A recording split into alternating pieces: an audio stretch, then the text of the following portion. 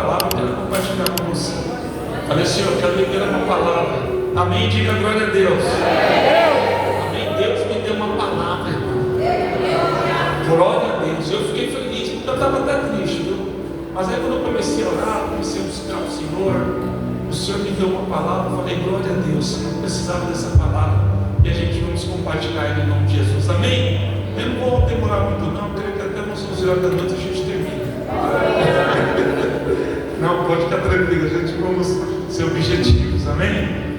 Irmão, Jeremias capítulo 18. O Joelson até falou aqui, o Joelson estava vai pregar meu sermão hoje.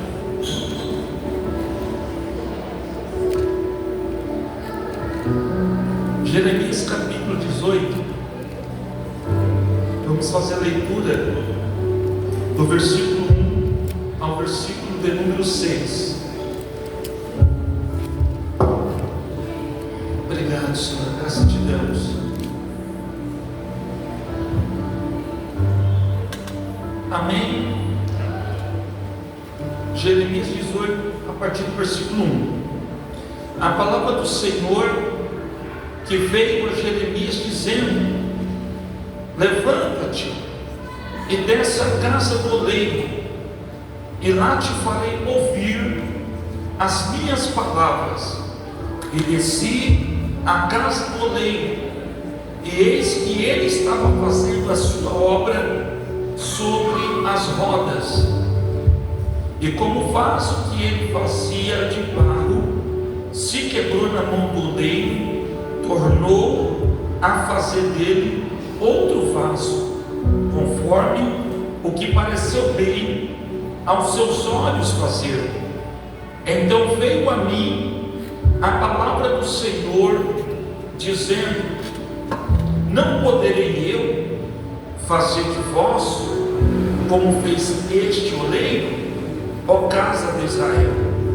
Diz o Senhor: eis que como o barro na mão do oleiro, assim sois vós na minha mão, ó casa de Israel.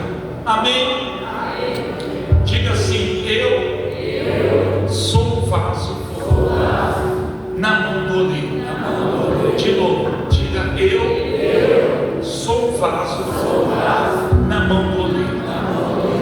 Irmãos, antes que existisse a terra e o céu, a Bíblia diz, antes que existisse o céu e a terra, a Bíblia diz que existia só o céu, e alguns seres já habitavam no céu. Naquela época, antes da criação terrena, o céu, ele era um lugar de muita paz, um lugar onde habitava os anjos de Deus. E o diabo, que a Bíblia chama também de Lucifer, ele era responsável por levar os anjos a adorar a Deus. É como se fosse uma espécie de ministro de louvor. O diabo, ele era um anjo que ele cuidava de um departamento do céu, na onde eram os anjos que se preparavam para adorar a Deus, para louvar o nome do Senhor. E ao passar do tempo, o diabo, ele não vigiou, e ele permitiu que uma semente de soberba fosse colocada no seu coração. E naquela época ainda havia um livre arbítrio para os anjos, e o diabo ele não vigiou, e ele permitiu que essa semente de soberba fosse colocada no seu coração. Porque veja bem, ele cuidava dos anjos, ele preparava os anjos, e em todos aqueles anjos que eram cuidados pelo Lucifer, que era o diabo, aqueles anjos adoravam ao Senhor. Então toda vez que Lucifer levava aqueles anjos para adorar ao Senhor, o próprio diabo ficava admirado, porque ele dizia assim: como que é lindo esses louvores, como que é lindo Deus sendo adorado por esses anjos. E ao passar do tempo, foi criando-se um desejo no coração do diabo, na onde aquele desejo a cada dia que passava foi aumentando a ponto dele querer ser igual a Deus. Na medida que aquele desejo foi crescendo no coração dele, ele foi tendo ali o desejo de ser igual a Deus. Então, conforme o desejo ia crescendo, ele começou a imaginar: imagina eu recebendo esse louvor, imagina eu recebendo essa adoração, imagina eu recebendo essa glória.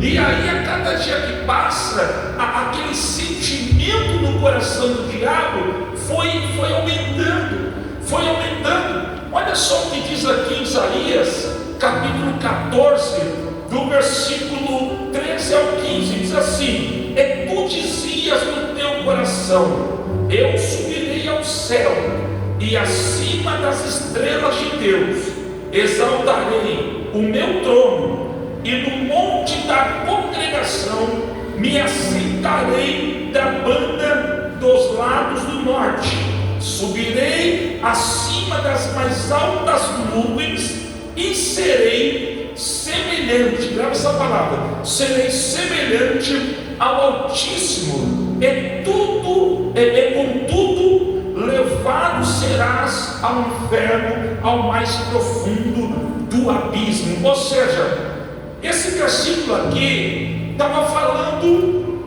do sentimento que havia no coração do diabo. Esse versículo está falando da forma como ele dizia. Ele dizia que ele ia subir acima das estrelas, ele dizia que ele ia subir às alturas, e ele dizia que lá ele ia colocar o trono dele, e ele dizia que ele ia ser semelhante ao Altíssimo. Então esse sentimento começou a tomar conta do coração dele. No momento que o sentimento estava tomando conta do coração dele, ele começou a fazer os seus projetos. Que projetos?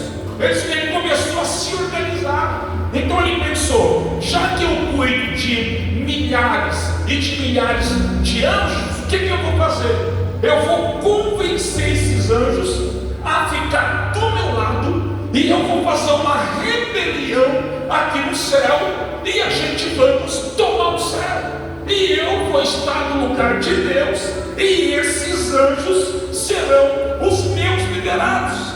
Enquanto o diabo estava pensando isso, estava tudo tranquilo com ele. Por quê? Na mente dele, ele estava projetando da maneira que ele ia tomar o céu. Mas só que o diabo, ele se esqueceu que Deus é onisciente, onipresente e onipotente. A palavra onisciente significa ciente de tudo, ou seja, enquanto ele estava pensando no seu coração o que ele ia fazer, Deus estava olhando para ele e estava dizendo: estou de olho em tu. Enquanto ele estava projetando dar o golpe, enquanto ele estava projetando fazer a rebelião, Deus estava de olho nele. Só que o diabo, ele não sabia que Deus era onisciente, ele não sabia que Deus era onipresente. O que significa a palavra onipresente? Presente em todos os lugares. Ou seja, quando ele começou a projetar a rebelião para tomar o céu, imagina, Deus lá no trono dele, e o diabo ajuda ali uma terça parte do céu, e estava fazendo a reunião: nós vamos subir as alturas, acima das estrelas, vamos colocar Deus para correr, e vamos tomar o trono e o céu, e eu vou ser o Deus de vocês, e vocês vão ser o meu liderado. Só que a Bíblia diz que Deus é onisciente, onipresente. Deus estava ouvindo, enquanto eles estavam projetando, Deus estava ouvindo tudo, porque Deus é onisciente, onipresente e também onipotente. Irmãos, o diabo não sabia que Deus era também onipotente, porque o que significa a palavra onipotente? Significa o Todo-Poderoso. Ele não sabia que Deus era todo-poderoso, porque ele imaginou: eu vou convencer uma terça parte do céu e nós vamos tomar o céu para a gente. Só que o diabo imaginava que Deus não precisava de serafim, de querubim, de arcanjo, de Miguel. Não, Deus só com o sopro da sua boca, Deus tinha poder de jogar o diabo para baixo. Só que o diabo não sabe. Por quê, pastor? Porque Deus nunca precisou mostrar o seu poder. A Bíblia diz que quando Jesus estava lá na cruz, que os homens zombavam dele, Jesus falou assim: se eu quisesse, eu rogaria meu Pai, e meu Pai enviava aqui uma legião de anjos para acabar com esse negócio. Ou seja, Deus nunca mostrou o poder que ele tinha. Então o que o diabo fez, pastor? O diabo foi lá e formou a rebelião. E quando ele formou a rebelião, ele se levantou contra Deus e foi lá, irmãos. Só que Deus já sabia de tudo. Quando o diabo chegou lá para fazer a rebelião, a Bíblia diz que como um raio, Deus jogou ele de cima para baixo. E o versículo que diz: e contudo levar-o-serás ao inferno, ao mais profundo do abismo. Ou seja, na hora que ele se levantou, a Bíblia diz que juntamente com uma terça parte da terra,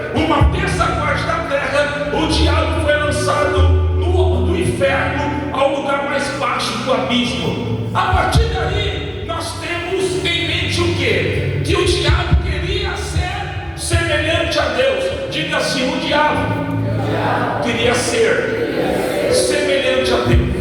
Olha aqui para mim. O desejo do diabo era ser semelhante a Deus. O desejo do diabo era ser igual a Deus. O sonho do diabo era ser semelhante a Deus. Aí Deus foi lá e jogou o diabo no inferno, e ele passou a habitar no abismo. Ao passar do tempo, a Bíblia diz que Deus resolve criar um mundo paralelo. Havia só o céu, só que agora Deus resolve também criar a terra. Em Gênesis capítulo 1, a Bíblia diz que a terra era sem forma e vazia, e o Espírito de Deus parava sobre a face do abismo. Ou seja, a Bíblia diz no capítulo 1 do livro de Gênesis que Deus resolveu criar um mundo paralelo chamado terra. E o Senhor começa a criar, o Senhor começa a usar o poder da palavra. O Senhor começa a usar o poder da palavra. E a Bíblia diz que o Senhor começou a dizer que haja luz, olha luz. E ali o Senhor começou a criar as estrelas, criou o sol, criou a lua. O Senhor começou a fazer as divisões de céu e da terra. E Deus começa a criar todas as coisas com o poder da palavra. E Deus vai criando, e Deus vai criando. E cada vez que Deus vai criando, a Bíblia diz que Deus dizia: e via Deus que era bom. Aleluia! Tudo que Deus criava, a Bíblia dizia, e a Bíblia dizia: e via Deus que era bom. E Deus começou a criar todas as coisas pelo poder da palavra. Aí Deus foi criando. Deus criou o mar, a terra, e a Bíblia diz, quando fala terra, o primeiro céu, porque tem 3 céus, mas a Bíblia diz que o primeiro céu atmosférico Deus criou na criação de Gênesis capítulo 1. Deus criou os animais, Deus criou todas as coisas. Só que o que me chama a atenção, no capítulo 1 e o versículo de número 26 do livro de Gênesis, está escrito assim: e disse Deus: façamos o homem a nossa imagem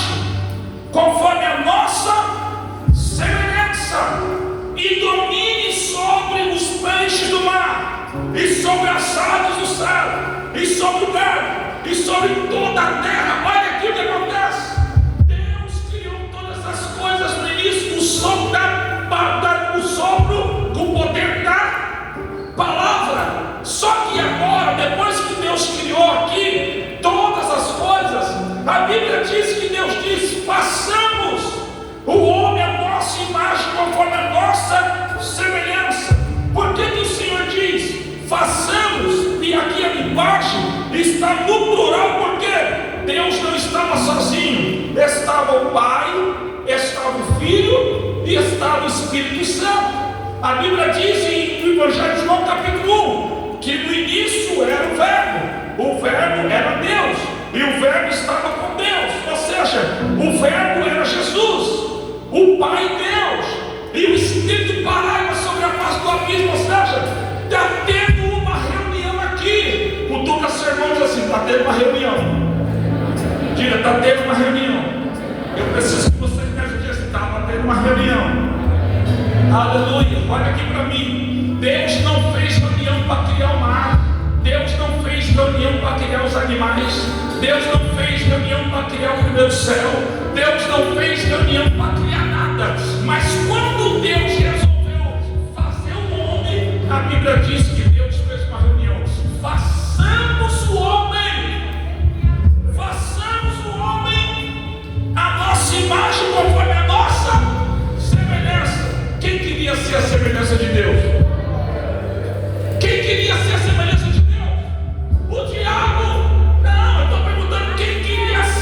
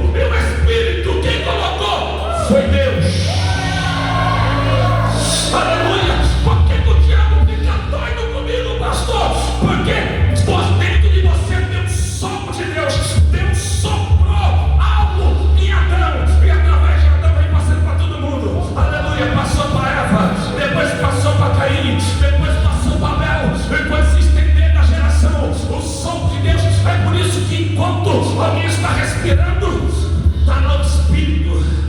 Pode estar lá na UTI, mas você olha para a barriga de alguém, dá o sopro de Deus. Ninguém bate para a eternidade sem o sopro. Quando o sopro sai, é que a pessoa bate para a eternidade. Então Deus estava dizendo: eu vou criar um ser de barro, vou colocar um sopro nele, e ele vai ser alma vivente, e vai ser a minha imagem, minha semelhança. É mesmo? Deus pegou e fez Adão. Deus fez Adão. Depois de Adão, Deus colocou um sonho profundo nele, e da sua costela o Senhor tirou e fez Eva. E os dois começaram a viver no jardim. Deus falou: seja feliz, crescer e multiplicar, encher a terra. O Saul pegou essa unção. Crescer, multiplicar, encher a terra. Muita glória. E os dois começaram a viver feliz no jardim, até o dia em que o diabo entrou dentro de uma serpente e entrou no jardim. O intuito do diabo é: eu preciso derrubar a criatura que Deus fez. Eu preciso derrubar o homem e a mulher. Do jardim do Éden até hoje, o diabo continua lutando. Você pode ver que luta para a pessoa ficar firme na igreja. É uma luta para a pessoa ficar firme. Fica um mês, 2 meses, daqui a pouco vem um vento, a tribulação. A pessoa se afasta, acha que isso é normal. Não é normal. O inimigo luta constantemente contra a vida de cada um de nós. É por isso que eu digo: sem vontade ou com vontade, venha para a igreja. Não sirva ao Senhor com a emoção, sirva ao Senhor com a razão. Tem culto? Ah, eu estou cansado, estou triste. Não, ouvi para o culto. Porque não brinca com o diabo, não. Ele está louco para te afastar de Deus. Ele está louco para tirar você da presença do Senhor. Ele foi lá no jardim, conversou com ela e falou: rapaz, Deus falou que não é para você comer do fruto que está no meio do jardim. Só porque Deus não quer que você coma. Deus não quer que você coma, porque o dia que você comer, você vai se tornar igual a Deus. Olha só que o diabo é sujo, mas ela já era assim nesse dia. Aí o diabo está falando: come do fruto, você vai ser igual a Deus. É por isso que Deus não quer que você coma. Aí, como diz um meme na internet, chegou um camarada lá, vestido de diabinho, foi pegar o outro, falou assim: olha, a Eva não comeu fruto, porque o diabo falou que se comesse, ia ser igual a Deus. Aí no meme o rapaz olhou para o diabinho e disse assim: mas por que você não comeu?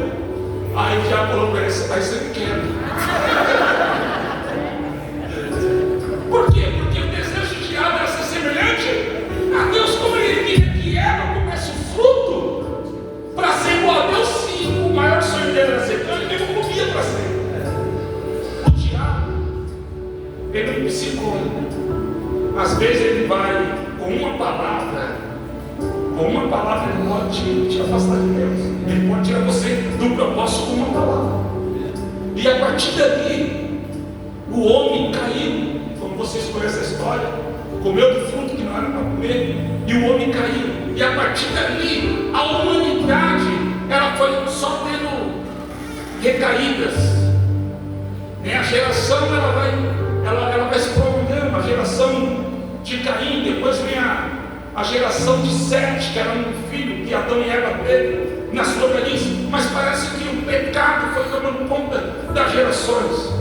Sabe o que o diabo acreditava? O diabo acreditava que fazendo Adão e Eva pecar, a humanidade ia perder a salvação para sempre.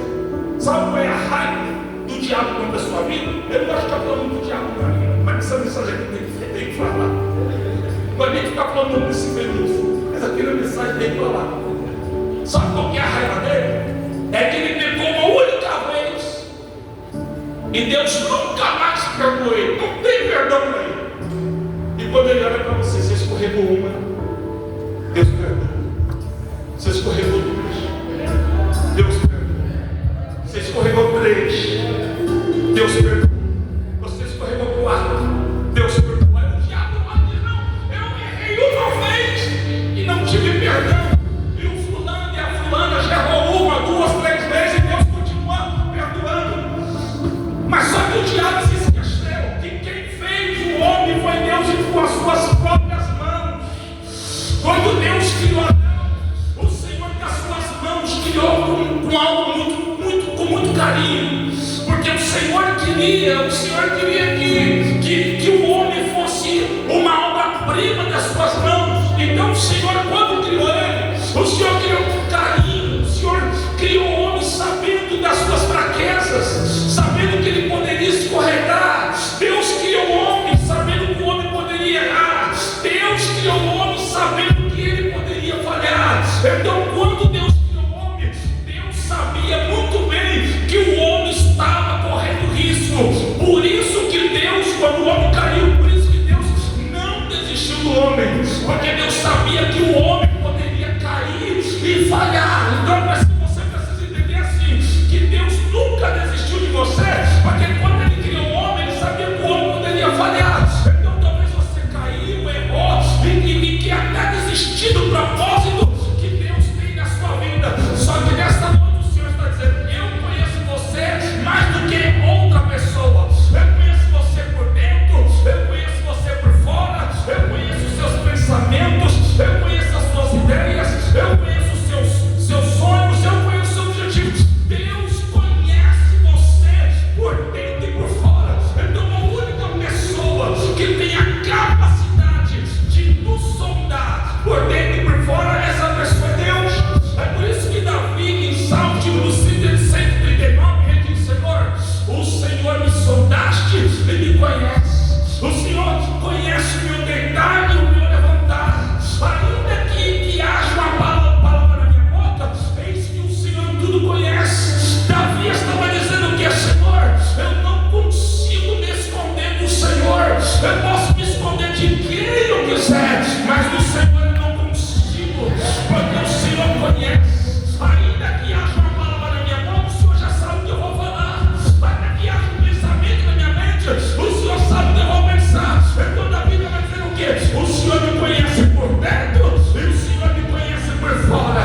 O Senhor me conhece por fora e o Senhor me conhece por dentro. Então deixa eu dizer uma palavra para você.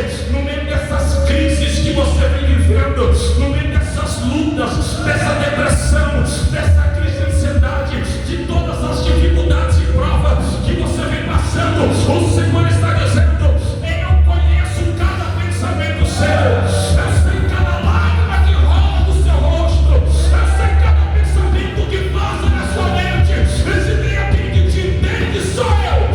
Fala comigo o que você precisa, pede socorro, porque eu tenho poder de te socorrer, diz o Senhor nesta noite. Deus te conhece por dentro e por fora. Deus conhece os seus pensamentos. Deus conhece as suas lutas. Pelo fato do Senhor ter feito o homem com as suas próprias mãos, Deus conhece cada detalhe, irmãos. Deus conhece cada detalhe do nosso corpo. Deus conhece cada detalhe. O povo de Deus passou a ser um povo escolhido e um povo eleito pelo Senhor. A Bíblia diz que nós somos propriedade de Deus. Somos povo eleito, povo santo, povo escolhido do Senhor. Mas mesmo sendo povo escolhido e eleito do Senhor, às vezes passamos por dificuldades, por provas. É isso que Jeremias não estava entendendo aqui no capítulo 18. O profeta Jeremias era um homem que orava muito e jejuava pelo povo. Nessa época, o povo de Israel estava passando por perseguições. Jeremias viveu em um tempo de escassez, onde o povo estava longe de Deus. O povo estava adorando outros deuses.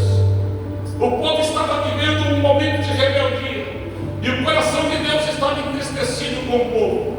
E a Bíblia diz que o Senhor revelou a Jeremias. Jeremias foi um dos profetas que também recebeu a profecia que se o povo não se arrependesse, o povo seria levado para o cativeiro babilônico. Isso está no capítulo 24 do livro de Jeremias. Lá ele tem uma visão, que Deus dizia para ele, que se o povo não se arrependesse dos seus pecados, o povo seria levado cativo para o cativeiro. Jeremias é conhecido como um profeta chorão.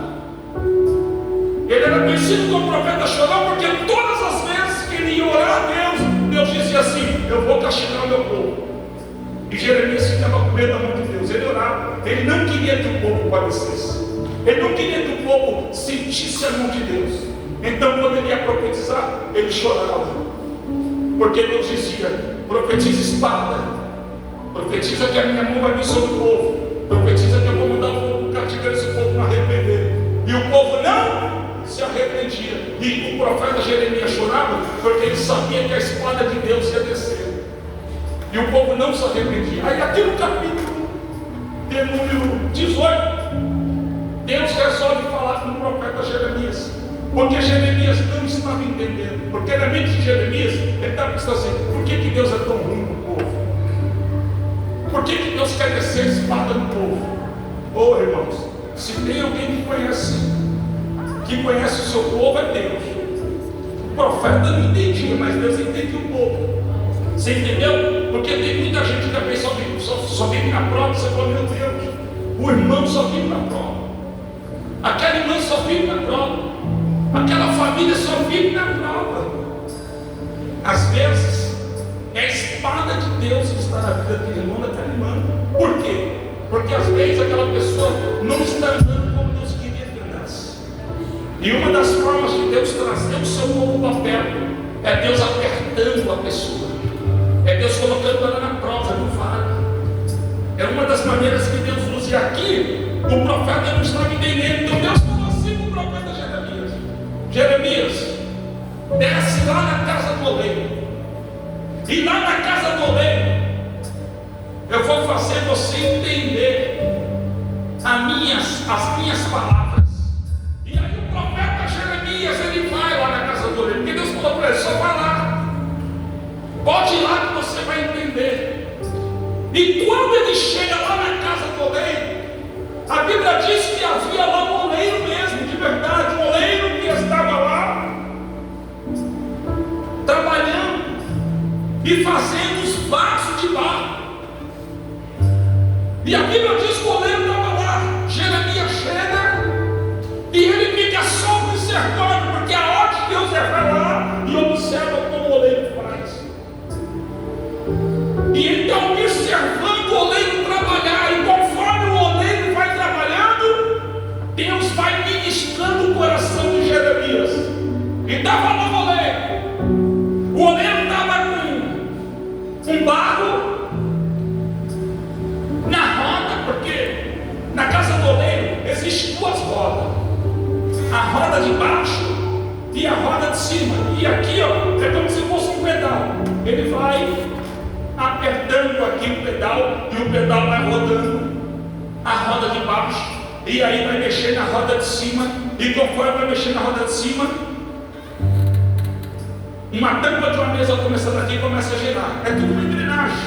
E aqui, ó, fica um vaso, o barro que está sendo feito, um vaso. Jeremias estava observando o oleiro trabalhando, mas de repente a Bíblia diz aqui no versículo 4: como o vaso que ele fazia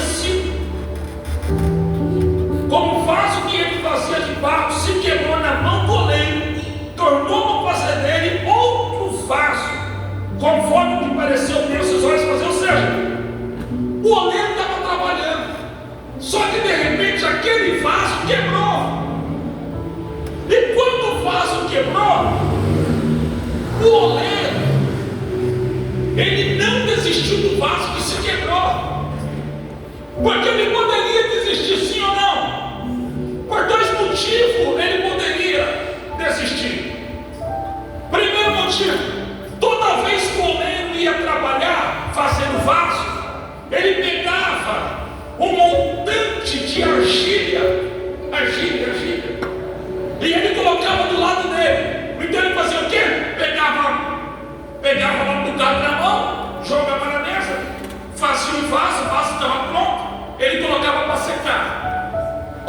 seja, ele tinha opção. Se o vaso quebrou, ele poderia muito bem pegar aquele vaso e jogar fora, porque ele tinha a opção de outros vasos. Eu estou falando com você que está aqui, que diz: por que Deus não escolhe outra pessoa para fazer a obra? Não, Deus não vai escolher. Deus escolheu você e Ele não desiste de você. Lá ele tinha opção, mas ele não pegou. O vaso quebrou na mão do oleiro. E outra, não foi o oleiro que quebrou o vaso, e não foi o vaso que escorregou. A Bíblia diz que o vaso quebrou na mão. Significa isso, o vaso quebrar na mão do oleiro? É que tem muita gente que quebra na mão de Deus porque não quer aceitar o processo. Tem gente que quebra na mão de Deus por quê? Porque Deus está modelando, Deus está fazendo, Deus está trabalhando, e a pessoa: eu não aceito, tem que ser do meu jeito, eu quero que seja assim. E a pessoa fica insistindo e fica igual Jonas. Deus falou: vai para Nínive. Ele vai para onde? É o vaso na mão do oleiro. A pessoa quebra na mão de Deus, e é por isso que Deus não abre mão. Enquanto não entender o propósito, vai ficar nas minhas mãos. Eu vou repetir para você na glória a Deus. Enquanto você não entender o trabalho de Deus na sua vida, você vai permanecer na mão de Deus. E eu quero ver quem vai te tirar da mão de Deus. Porque se você cair na mão dos homens, Deus te tira. Se você cair na mão do diabo, Deus te tira. Agora, quando você cai na mão dele, eu quero ver quem te tira da mão dele. Ele está aqui, ó. Ele está aqui modelando o vaso.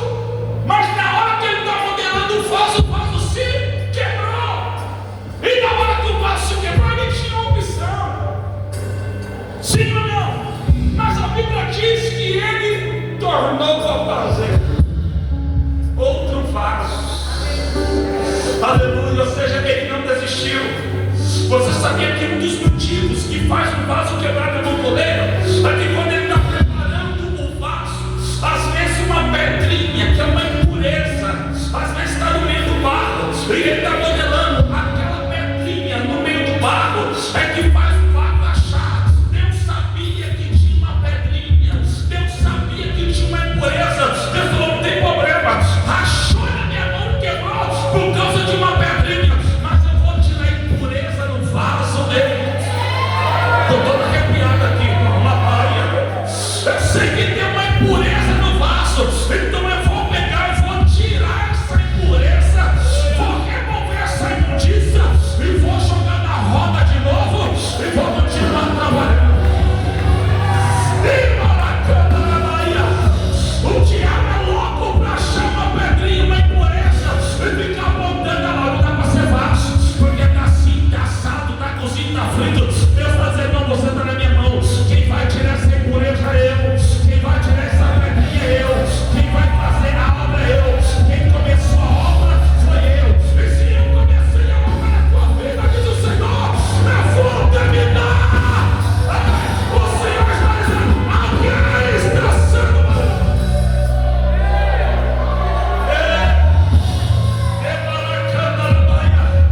Nesta noite alguém está na roda de Jeová, alguém está na mão de Deus, e Deus vai dizer: aguenta o processo, porque esse processo vai passar. Eita. Tem uma frase que a gente sempre usa nessa altar: só vive o propósito quem supera o processo. Deus está dizendo: supera o processo que você está vivendo, e você vai viver o propósito. Você vai viver o propósito. Você vai viver o propósito. Só consegue viver o propósito quem supera.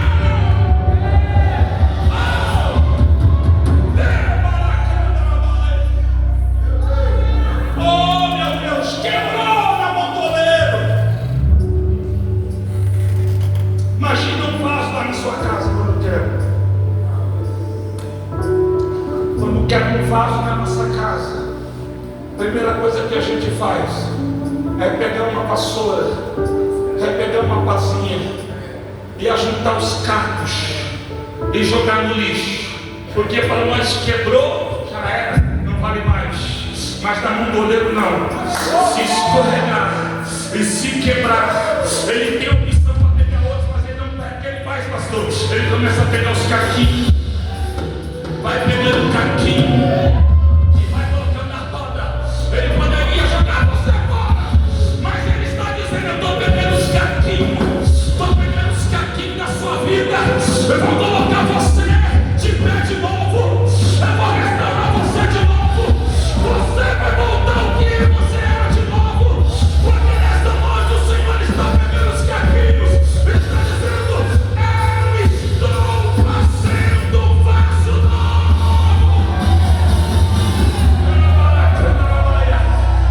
Pega na mão de alguém que está do seu lado, eu vou liberar uma palavra agora. Pega alguém do seu lado, isso. Pega na mão do irmão, aperta a mão do irmão, aperta a mão do irmão e diz assim: Deus está pegando os cacos na sua vida nessa noite. Diga: Deus está pegando os cacos. Diga: se sobrou só os cacos, é com os cacos que Deus vai fazer de novo. Pastor, mas os cacos pequenininhos vai se perder. Ele está dizendo: não vai se perder. Os cacos pequenininhos, perde diante de mim, perde diante de você, perde diante de Deus, não perde nenhum caco. Deus está dizendo: eu vou pegar os cacos da sua vida e vou jogar na minha mesa e vou modelar um vaso novo. E pode ter certeza que daqui a um tempo alguém vai olhar para você e vai dizer: meu Deus, eu não acredito que aqui tem não, eu não acredito, está dando glória, falando em língua, está servindo ao Senhor, foi batizada, hoje eu creio, não acreditei, aquele irmão não acredito, eu acredito que aquele irmão, eu andei com ele, o Senhor veio com ele, bebi com ele, eu não acredito não, aquela mulher queima aquele, não, eu não acredito que queima aquele, eu estava no boteco com aquele, eu passei uma noite com aquele, eu não entender, irmão, é que Jesus pegou você e jogou na mesa, Jesus colocou você na mesa, então é só trabalhar, só vai dar glória a Deus quem acredita nisso, deixa eu ver, só vai dar glória a Deus quem acredita que Deus está pegando os cacos. Deus está pegando os cacos nessa noite e está trabalhando na vida do vaso. Você é um vaso na mão do oleiro. Você é um vaso na mão do oleiro.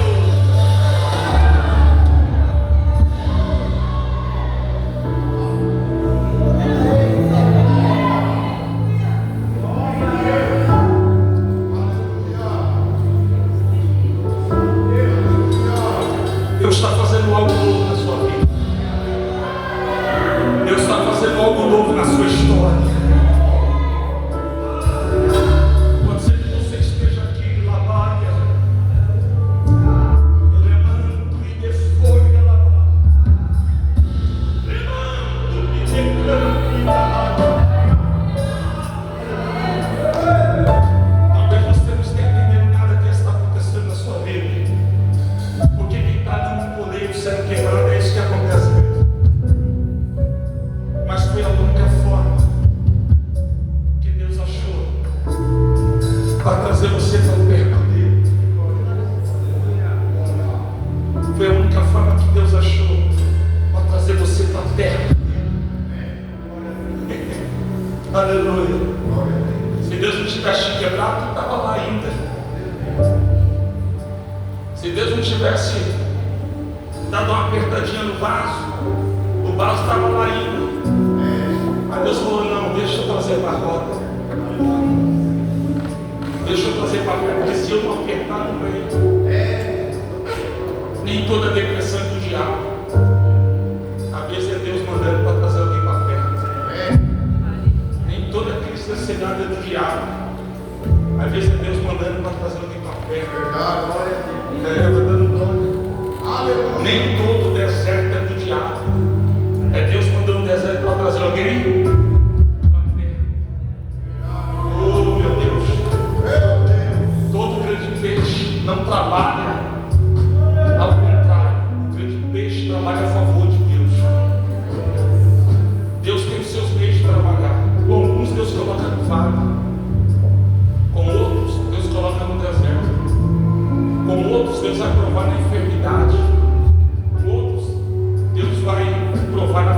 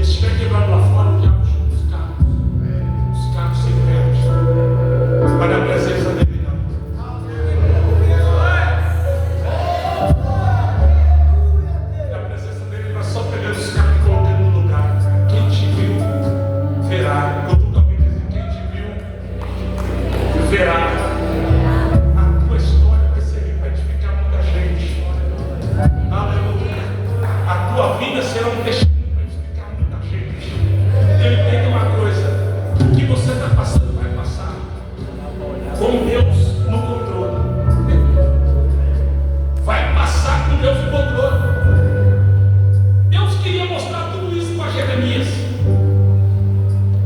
E aí Jeremias observou lá o vaso trabalhando. Aí Deus no versículo 6 diz assim para ele: não poderei eu fazer de vós como fez Exolei, ó casa de Israel, diz o Senhor, eis que como barro na mão do oleiro, assim sois vós na minha mão, ó casa de Israel. Aí Jeremias falou: Deus, agora eu entendi a chave. Aí Jeremias entendeu que Deus está falando. Por isso que no capítulo 24 ele profetiza falando para o povo: se eu fosse vocês, eu se arrependia do mau caminho que vocês estão andando, porque Deus está trazendo o cativeiro babilônico, e se vocês não se arrependerem, vocês vão para o cativeiro. Jeremias só profetiza no capítulo 24, porque Deus teve que levar ele no capítulo 18 para a casa do oleiro. E aí quando ele viu que o negócio é sério, que Deus não estava brincando, ele falou: rapaz, Senhor, entendi, deixa eu alertar o povo. Ele alertou o povo, avisou o povo, adiantou alguma coisa? Não adiantou nada. O povo foi para o cativeiro e ficou lá sofrendo durante 70 anos, porque não ouviu a voz, não ouviu a voz de Deus. Ó, está voltando a mensagem do domingo, não. Ouvir é melhor do que falar. Está voltando a mensagem do domingo. O povo não ouviu a voz de Deus. Quero que vocês coloquem de pé. Muita gente está sofrendo porque não está ouvindo a voz de Deus. Sabia? Muita gente está sofrendo porque não está ouvindo a voz de Deus. E outra, eu vou liberar isso daqui, Deus desceu aqui agora. Tem muita gente que está com a vida travada. Você está com a vida travada porque você não permite Deus trabalhar na sua vida. Tem gente que está com a vida travada porque você não permite Deus trabalhar na sua vida. Pastor, por que Deus me deixou em paz? Deixou em paz. Por que Deus me deixou em paz? Ele não vai deixar você em paz, porque você é um escolhido. Ele não vai deixar você em paz porque você é um escolhido. Outras pessoas podem ficar em paz, mas você não vai ficar em paz enquanto você não entender o propósito dele. Por que, pastor? Porque você é escolhido. Escolhido não tem? Escolhido não tem? Não tem escolha. Eu já falei isso algumas vezes em provações. Meu Deus, por que eu passo por isso? Eu vejo lá as pessoas do mundo não passam, acontece isso e tudo. E depois, quando Deus falou para mim, vai ser escolhido. Deixa eu falar uma coisa para vocês. Você só vai nascer aqui em Deus. Você só vai nascer aqui em Deus. Aleluia. Pode ver, a pessoa viveu uma vida lá no mundo, lá fez de tudo, e nunca conseguiu. Pastor, já tive 10 comércios. Pastor, já fiz 4, 5 faculdades. Pastor,